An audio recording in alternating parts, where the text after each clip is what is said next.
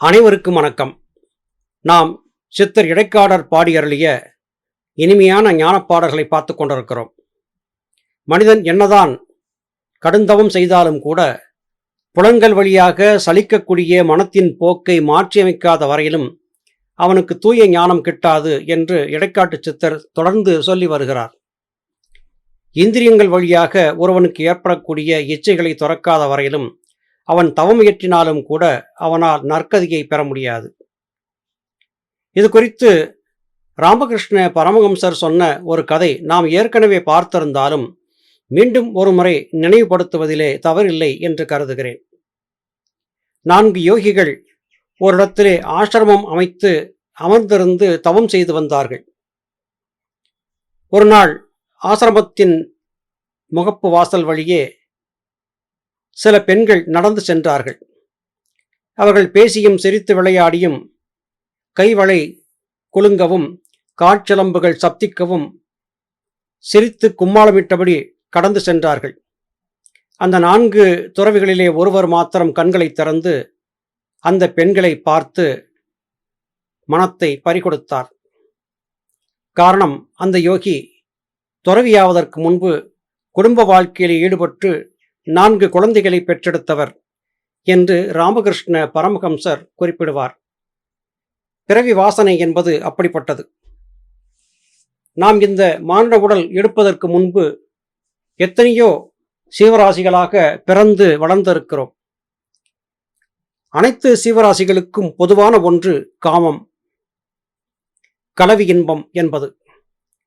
இனவிருத்திக்காக, தங்கள் இனத்தை பெருக்கிக் கொள்வதற்காகவும் தங்கள் இச்சையை தீர்த்துக் கொள்வதற்காகவும் சகல சீவராசிகளும் கலவியிலே ஈடுபட்டு இனப்பெருக்கம் செய்கின்றன.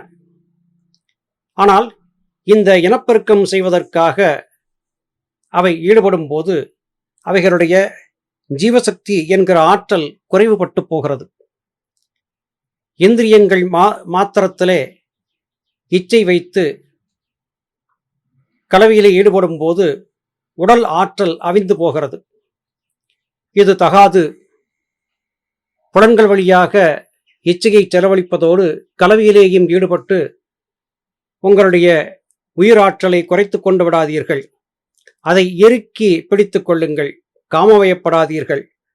அப்படி இல்லை என்றால் மரணம் வருவதை எவராலும் தடுக்க இயலாது என்று இடைக்காடர் குறிப்பிடுகிறார். விந்து விட்டவன் நொந்து கெட்டான் என்கிற சொற்றொடரும் சித்தர்களால் சொல்லப்பட்டது. காமவயப்பட்டு கருத்தழிந்து போகிறவன் தன் சீவசக்தியாகிய ஆற்றலை இழந்து ஜீவஜோதியின் பிரகாசத்தை அழித்து ஒழித்து மரணத்தை தழுவுவான் என்று சித்தர்கள் சொல்லி வருகிறார்கள்.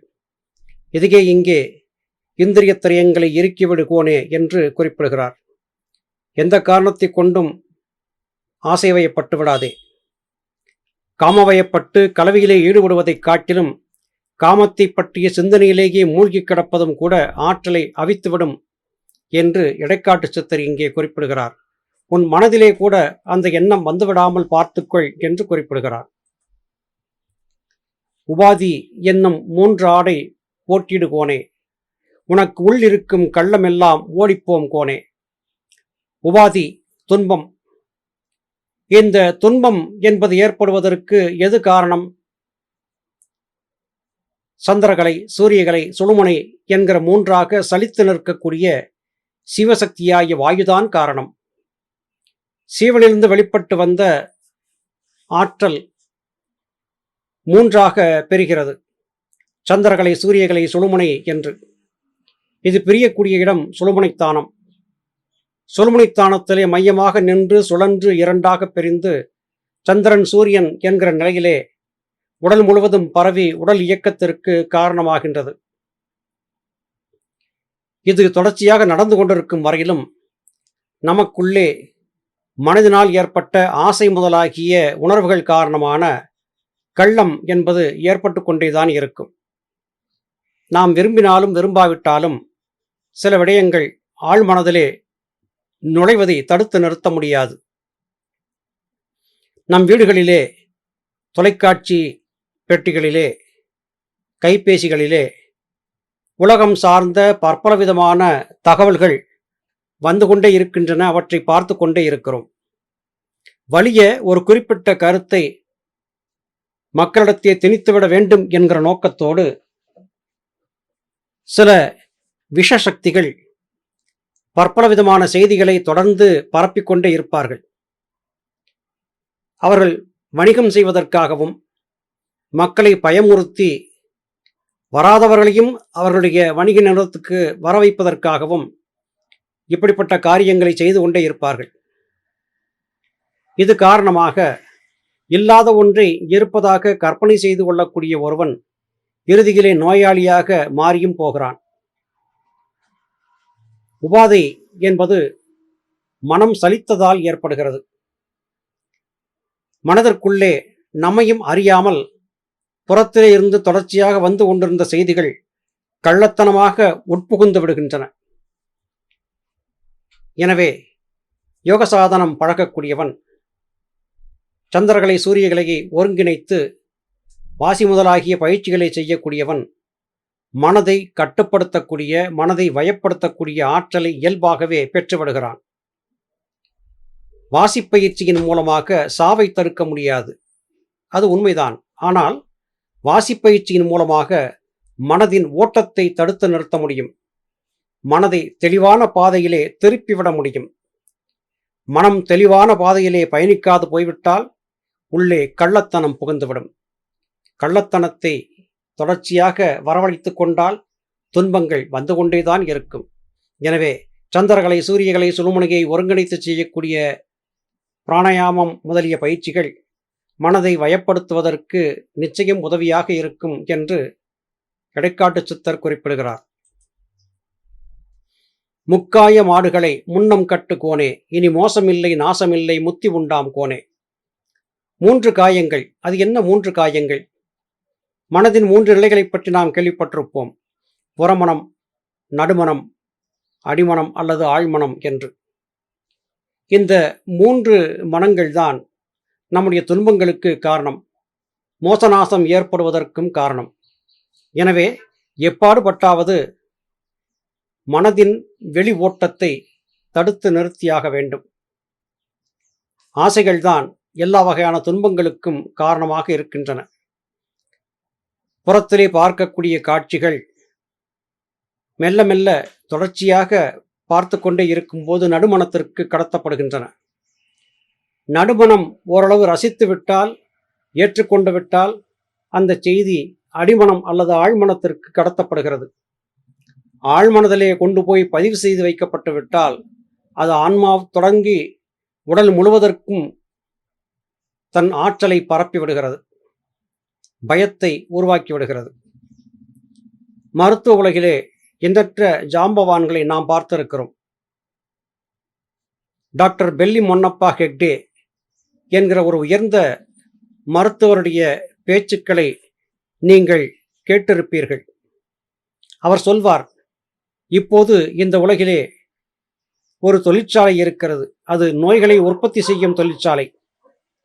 சாதாரணமாக இருக்கும் மனிதர்களை பரிசோதனை என்கிற பெயரிலே பயமுறுத்தி ஏதேதோ சொல்லி ஏதேதோ மருந்துகளை கொடுத்து அவர்களை நிரந்தர நோயாளிகளாக மாற்றிவிடக்கூடிய காரியம் இப்போது நடந்து கொண்டிருக்கிறது.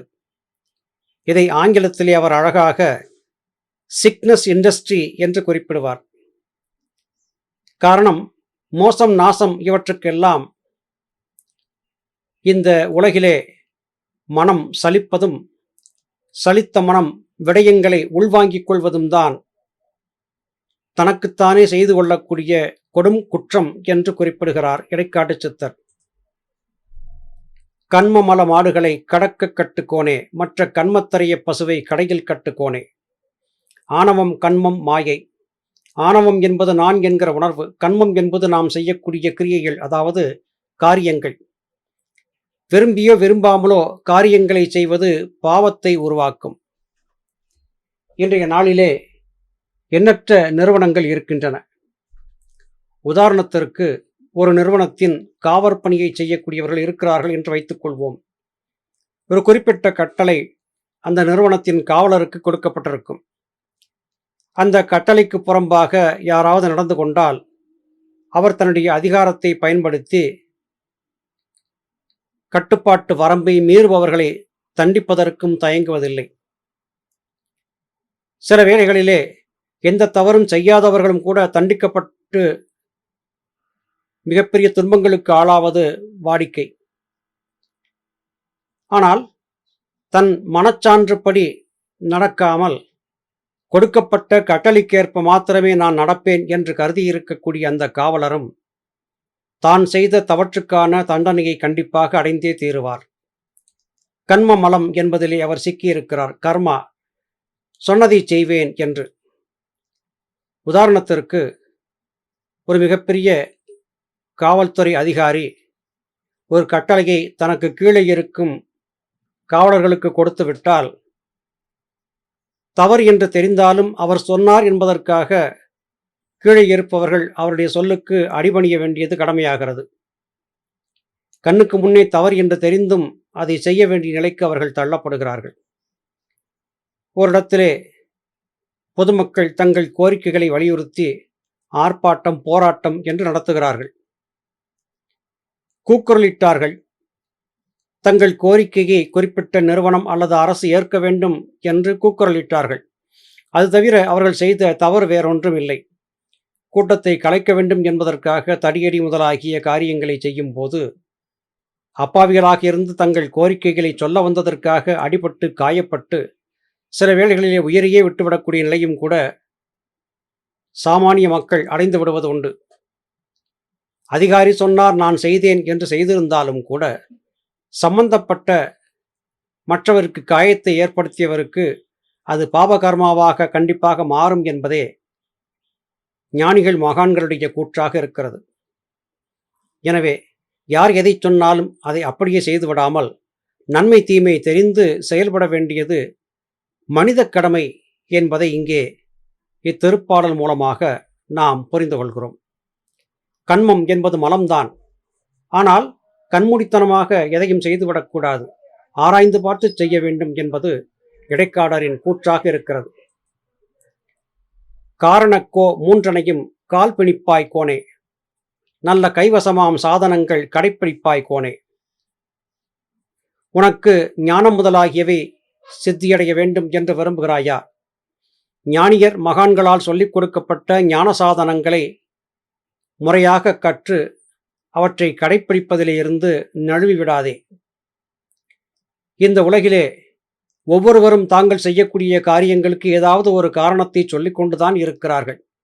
இந்த காரணம் இதற்காக கொலை செய்தேன், இந்த காரணம் இதற்காக ஒருவரை காயப்படுத்தினேன், இந்த காரணம் இதற்காக இதை செய்தேன் என்று தாங்கள் செய்யக்கூடிய காரியங்களை எல்லாம் நியாயப்படுத்தக்கூடிய ஏதாவது ஒரு சப்பைக்கட்டை மனிதன் கட்டிக்கொண்டேதான் இருக்கிறான். காரணங்களை சொல்லி நீ செய்த குற்றத்தை மறைக்க முடியாது. உன் மனத்திலே ஏதாவது காரணங்களை சொல்லி தப்பித்துக் கொள்வதையும் மற்றவர்கள் மீது குற்றங்களை சொல்லி உன்னை காப்பாற்றிக் கொள்வதுமான காரியங்களில் ஈடுபடுவதையும் நிறுத்திவிடு. அப்படி இல்லை என்றால் நிச்சயம் உனக்கு மரணம் சித்திக்கும். கைவசமாக்கும்படியான எளிய யோக சாதனங்களை குருமார்கள் மூலமாக கேட்டறிந்து அவற்றை பழக பழக உனக்கு பக்குவம் என்பது ஏற்பட்டுவிடும். அந்த பக்குவத்தை நீ அடைந்து கொண்டு விட்டாய் என்றால் நிச்சயம் உன்னுடைய கர்மவினைகள் வளராது என்று குறிப்பிடுகிறார்.